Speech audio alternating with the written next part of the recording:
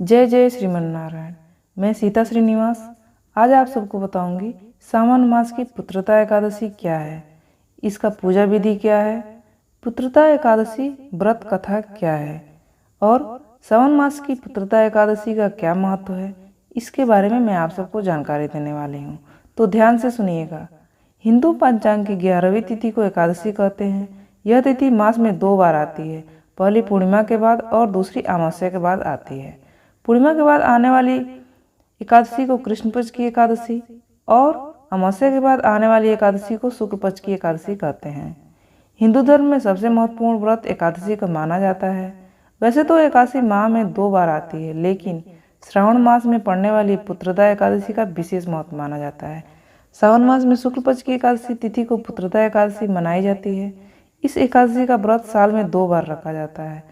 एक पुत्रदा एकादशी पौष मास के शुक्ल पक्ष की एकादशी के दिन आती है, वहीं दूसरी पुत्रदा एकादशी सावन मास की शुक्ल पक्ष एकादशी के दिन आती है। इस साल 8 अगस्त 2022 को पुत्रदा एकादशी का व्रत रखा जाएगा। पुत्रदा एकादशी के दिन भगवान विष्णु की पूजा की जाती है। माना जाता है कि इस दिन व्रत रखने से संतान की प्राप्ति होती है और संतान के सभी कष्ट दूर हो जाते हैं। माना जाता है कि पुत्र सुख की प्राप्ति के लिए पुत्रदा एकादशी का व्रत रखा जाता है। जिन लोगों को कोई पुत्र नहीं होता है, उनके लिए पुत्रदा एकादशी का व्रत अत्यधिक महत्वपूर्ण है। इस एकादशी के व्रत को रखने से विष्णु भगवान की कृपा प्राप्त होती है। पुत्रदा एकादशी की पूजा विधि क्या है, ये मैं आपको बताने जा रही हूँ। एकादशी के एक दिन पहले ही सात्विक भोजन करना स्टार्ट कर देना चाहिए। एकादशी के दिन ब्रह्म मुहूर्त में उठें और नहाकर साफ कपड़े पहनना चाहिए। उसके बाद भगवान विष्णु की प्रतिमा के आगे दीपक जलाएं और व्रत का संकल्प लें। भगवान विष्णु की पूजा करते समय तुलसी के पत्तों का इस्तेमाल जरूर करना चाहिए। तुलसी भगवान शिव को अति प्रिय है, इसलिए भगवान विष्णु की पूजा में तुलसी को जरूर शामिल किया जाता है। तुलसी माता विष्णु भगवान की पूजा में भी अत्यधिक महत्वपूर्ण है इनका स्थान, क्योंकि तुलसी माता विष्णु भगवान की धर्म पत्नी है। 8 अगस्त 2022 को पुत्रदा एकादशी के साथ ही सावन मास का सोमवार भी है। ऐसे में मंदिर में जाकर भगवान विष्णु की पूजा करें। पूजा के साथ शिवलिंग पर भी जल जरूर चढ़ाएं। व्रत कथा क्या है, ये मैं आपको बताने जा रही हूँ।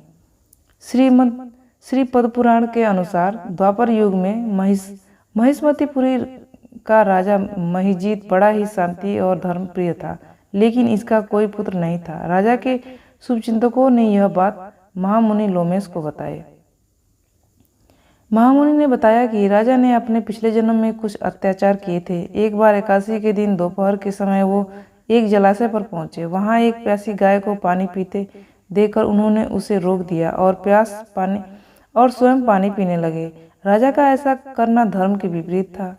पूर्व जन्म के कुछ पुण्य कर्मों के कारण वो अगले जन्म में राजा तो बने, लेकिन उस एक पाप के कारण अब तक निसंतान रहे, संतान विहीन है। महामुनि ने आगे बताया कि यदि राजा के सभी शुभचिंतक श्रावण शुक्ल पक्ष की एकादशी तिथि को विधि पूर्वक व्रत करें और उसका पुण्य राजा को दे दें तो उन्हें निश्चय ही संतान की प्राप्ति होगी। महामुनि के कहने पर राजा के साथ साथ राजा ने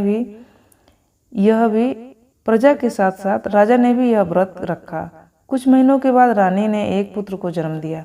मान्यता है कि तब से इस एकादशी को श्रावण पुत्रदा एकादशी के नाम से जाना जाने लगा। पुत्रदा एकादशी का व्रत संतान प्राप्ति तथा संतान की समस्याओं के निवारण के लिए किया जाने वाला व्रत है। मान्यता है कि जो भी इस व्रत को करे विधि विधान से करे, श्रद्धा के साथ करना चाहिए। जो भी व्यक्ति इस व्रत को विधि विधान से करता है, श्रद्धा के साथ करता है और नियम के साथ करता है तो उसे संतान सुख अवश्य मिलता है। तो ये वीडियो आपको कैसा लगा, ये जानकारी आपको कैसी लगी? अभी तक आपने मेरे चैनल को सब्सक्राइब नहीं किया है तो मेरे चैनल को सब्सक्राइब कर दीजिए। अगर आपको ये वीडियो अच्छा लगा हो तो मेरे चैनल को लाइक कर दीजिए। Thanks for watching. आपका दिन शुभ हो।